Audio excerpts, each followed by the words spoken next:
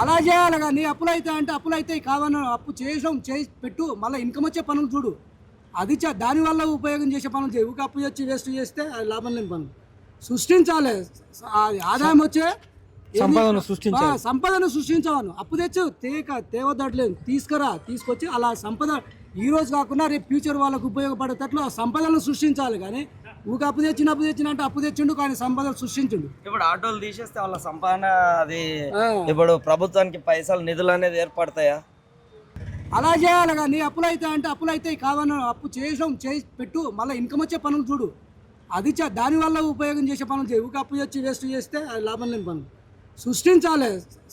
ఆదాయం వచ్చే సంపదను సృష్టించవను. అప్పు తెచ్చు తేవద్దట్లేదు, తీసుకొచ్చి అలా సంపద ఈ రోజు కాకుండా రేపు ఫ్యూచర్ వాళ్ళకు ఉపయోగపడేటట్లు ఆ సంపదను సృష్టించాలి. కానీ ఊక అప్పు తెచ్చిన అంటే అప్పు తెచ్చిండు కానీ సంపదను సృష్టించిండు. ఇప్పుడు ఆటోలు తీసేస్తే వాళ్ళ సంపాదన అది ఇప్పుడు ప్రభుత్వానికి పైసలు నిధులు అనేది ఏర్పడతాయా?